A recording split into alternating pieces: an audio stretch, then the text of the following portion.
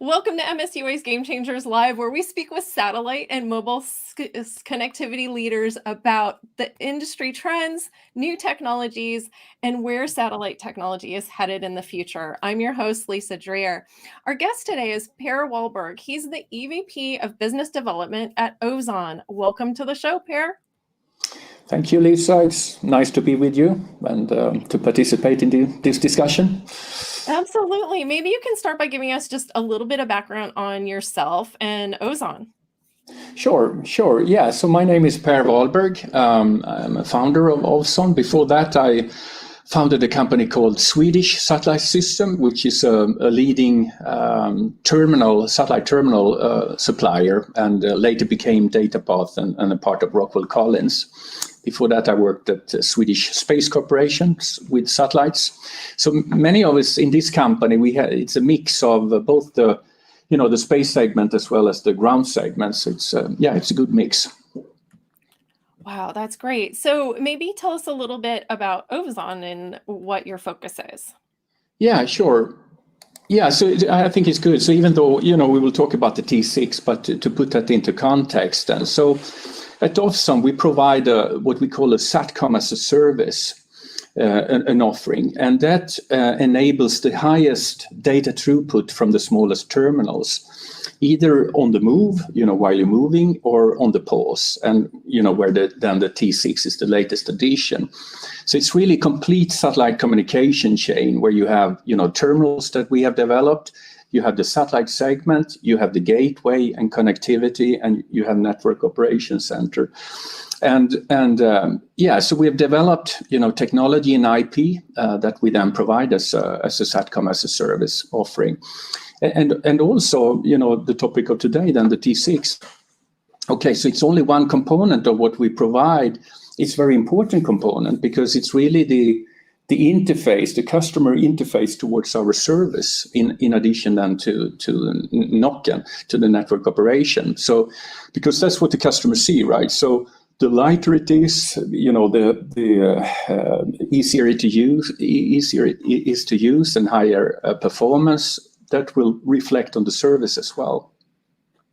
Got it. Well, so you've mentioned the T6 a couple of times. Maybe you can tell us, what is Ovzon's T6, Yes. and how does it play out? And it's a very creative name. The predecessor was T5, and now it's T6. So, yeah, T6. It's our latest addition then to our satcom as a service, and it's we love it very much. A very beautiful terminal. So it's a man-packed terminal, meaning that you bring it with you. You put it in a laptop bag. And you set it up, and it is it has the smallest. It's the smallest type of terminal with this type of performance. Then, and it's also the lightest, most rugged, and all of which I guess we will talk about during this session. Yeah, right. So maybe you can tell me a little bit about what drove Ovzon to design and build the T6. Yeah, well, so we and our customer, as I said, the terminals are an integrated part of our offering. So that was given with the new terminal. In addition, we also wanted something that, as I said earlier, was easier to use, because many of the terminals out there today, they are, if it's a man pack, you need to align them in azimuth bearing, in compass bearing and elevation, and then maybe also in polarization. So there are 3 axes. We wanted to reduce that. So in T6, it's only 2 axes. So to simplify the usage, that was one important thing. The other one was to lower the weight, to make it lighter, because the lighter it is, the easier it is to carry, and regardless customer segment, that's important. And also to shrink the size. Additional thing was to make it more rugged. It was rugged. I mean, the terminal we had before was very rugged, but compared with other system, it should be very rugged and high performance. So those were the kind of ingoing criteria why we developed it. Got it. So what makes the T6 different from other SATCOM terminals that are available on the market today? Yeah, so our antenna doctors then, this great antenna they developed and we patented, you only need to align it in 2 axes, as I said. It's only in compass bearing and elevation. We have removed the need to move it in polarization. So that means that it's as simple to set up as an L-band terminal, like a B-GAN terminal. Of course, we can push much more throughput with it to a lower cost, but it is a simple, small and easier to use. The other differentiator is then going to the weight issue. So we cut the weight with about, I think, 5.5 pounds compared with what was the world lightest terminal before the T6, our T5. And of course, if you compare it with other terminals on the market, it's even, it's a bigger difference. So that was another thing, cutting the weight. It also have very high performance together with our service. And, especially again, when you compare with other terminals out there. And it's more rugged because many of our customers, they are in very demanding situations and environments. So it needs just to work, both, the terminal and the service. But as I said earlier, the most important thing was really that it's a component of the T6 is a part of the service. So it's no island in itself. So, and that's how we also are able to provide this very unique performance, because we have designed all bits and pieces to fit very nicely together. So you can't just take out one piece and expect the same performance. And that's, I think, is a little bit unique and valuable, that, for a service provider or operator, that you are the one also that developed the terminal. So we have control over the whole chain. And we think, so that's valuable. In addition, also, I think if you're a customer, you don't want to, buy bits and pieces from, or if you do that, buy bits and pieces from different suppliers. It's maybe hard to find where the interface of responsibilities goes if something happens, if support is needed. Yeah, that integration. So you've kind of alluded to this a little bit. What are some of the primary use cases for the T6 solution? Yeah, so what is good with this, trying to be objective, but what is good with the terminal and the service is that we can grow. So you have a terminal that is like an L-band sized terminal, like very small, but so you can start small if you have a usage. You are maybe one person and you start small, but then maybe your task changes, the mission objective changes, and maybe you have more people coming in and everybody requiring very high throughput applications. Still, you can use the same hardware on the ground, same terminal, because we can grow with the increased demand you have. If you look at other offerings, typically maybe you come with an L-band terminal initially because you want to use it because it's light and it's easy to use, like the T6. But then it's very narrow data. So when you have a need for more data, you need to bring around, more hardware, another terminal, and maybe the crates, and you need special trained personnel. Here you have a service with a terminal that can meet your requirement as they changes over time. And I think that's valuable because as a customer, you don't want shelves with different hardware on the ground, and when you do a mission, what should you bring with you? Do you need to take all 3 type of terminals, or maybe otherwise you need to transport it there as the need changes. So we designed a system that to try to cope with most needs without having to change it. Got it. So this really is an L-band solution, is that right? It's not an L-band solution. It's Okay. Ku-band. So KU. yeah. So okay. Yeah. So maybe talk about that. Yeah, sorry. No, yeah, exactly. So we wanted to combine the portability and ease of use of the L-band systems, because we have terminals that are equal size. And as I said earlier, now with the T6, it is as easy to operate and so on. But we wanted to have the high throughput that you get from this kind of, flyaway systems done with crates. So our terminal then worked with our service. So we use Ku-band. And Ku-band is really optimal in terms of high throughput and link and very high link availability.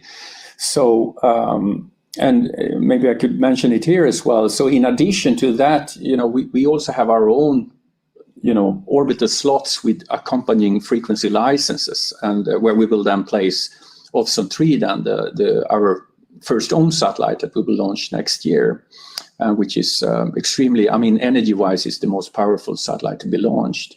And it also have many features. The OBP, maybe it's an excursion now, but just to tell it a little bit, it's has an onboard processor that we have developed that is really the most advanced digital payload that will give completely new functionality that doesn't exist today.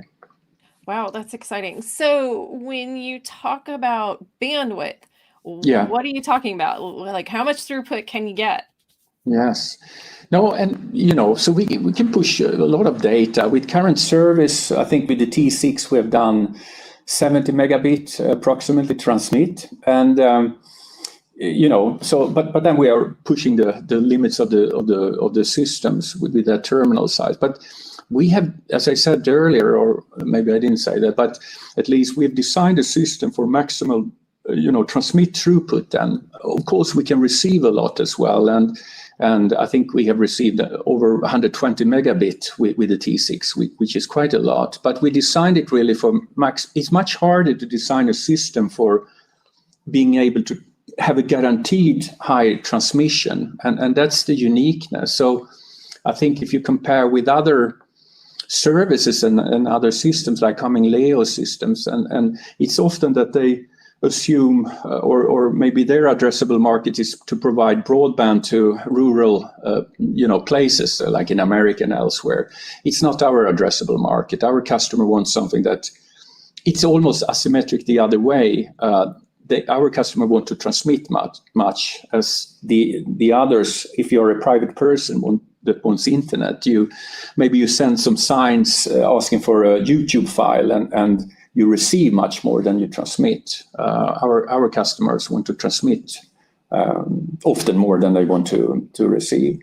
And also you can add maybe that with Ovzon 3, that even if it's very high performance, that performance will increase further when we have Ovzon 3. As I said, it's very powerful and it has some unique features in its digital payload. And that means that it will be very extremely high bit rates. And then, you might have customers then saying that, it's too much bandwidth. Please, Ovzon, don't give us too much. It's too much. I can't imagine that ever happening. Well, no, but we've heard that. So, and as you know, application drives bandwidth drives application. But we heard that. But if that is the case, what is beautiful with our offering here is we can shrink then the size of the terminal. So the T6 will probably be the smallest terminal looking at Ovzon 3 and our coming satellites. Wow, that's amazing. So is this a gimbal system, or is this a electronically steered system? It's you need to stand still. You manually align it, and you do it only in 2 axes, as I said. But it needs to stand still, or decently still when you're moving. We have on the move systems as well, but this is a on the pause system, as they say. So once you fold it up, it stands still. Got it. Okay. And what makes it, I think one of the things that I saw was that it can perform even in inclement weather, which can be a challenge in KU band. So what is it that allows the T6 to actually perform in inclement weather? Yeah, I mean, we have in our company, we have a lot of theoretical physicists, including our CTO, and but even they can't do anything with the law of physics. But again, within that framework, those boundaries, we have created a service that have the highest throughput from the smallest antenna sizes, terminal sizes, and with regardless if it's bad weather, I mean, at least susceptible against bad weather, and trying to minimize what is called free signal space loss. So, high link availability. And I think, so looking at different offerings out there, so you have coverage areas. But if you can penetrate the signals through the atmosphere, either from ground up to space or space to ground, then you don't really have coverage. So in those cases, with those systems, other offerings, then you have to increase the size of the terminal using on ground to compensate for that, or you maybe need to lower your data rate to levels maybe below what your applications require. We again designed a system that maximum throughput, smallest terminal, and highest link availability, meaning that it should work in any not just in a sunny part of the world. It should work even if it's bad weather. Great. Well, sitting in Seattle, I can appreciate we're getting a lot of rain right now, so which is pretty typical. Yeah. So maybe can you describe a typical customer that would be using the T6 and how they would use this solution? Yeah, and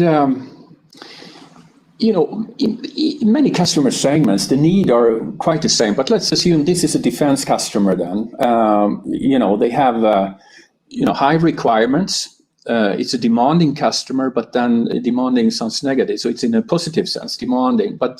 And they expect then with no training or minimum training that they should be able to get the connection up and going within no time. And so when they press on, it should just work, both the system and the service, regardless where they are then. So as you said, in your place where it's raining or, soon it will start to snow here, I'm sure, Sweden, or in desert climate, it should just work.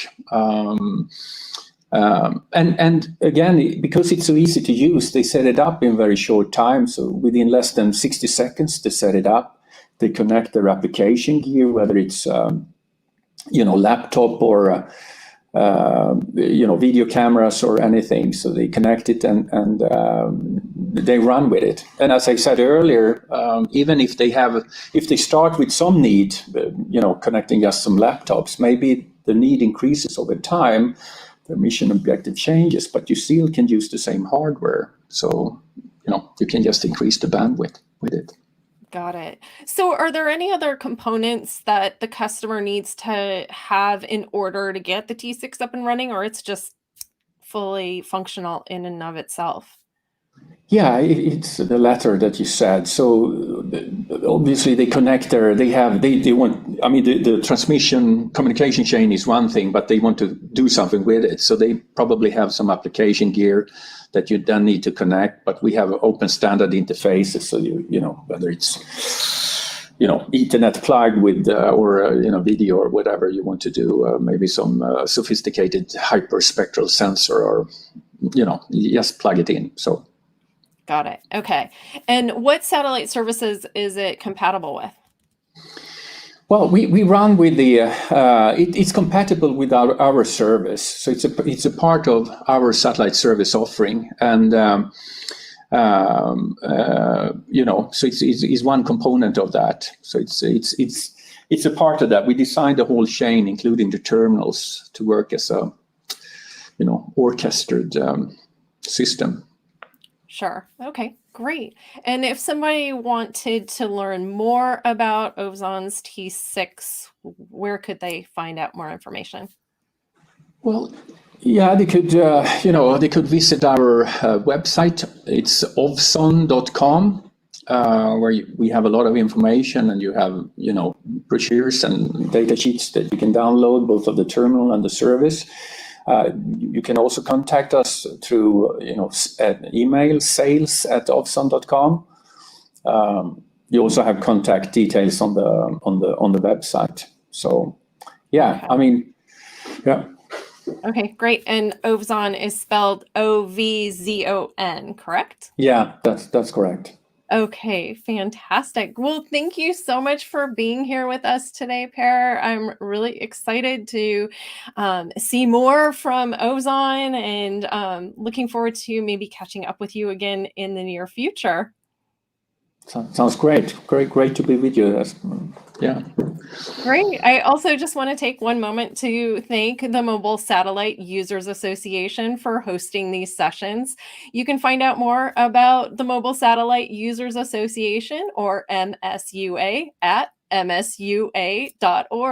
And we'll see you next time on MSUA's Game Changers Live.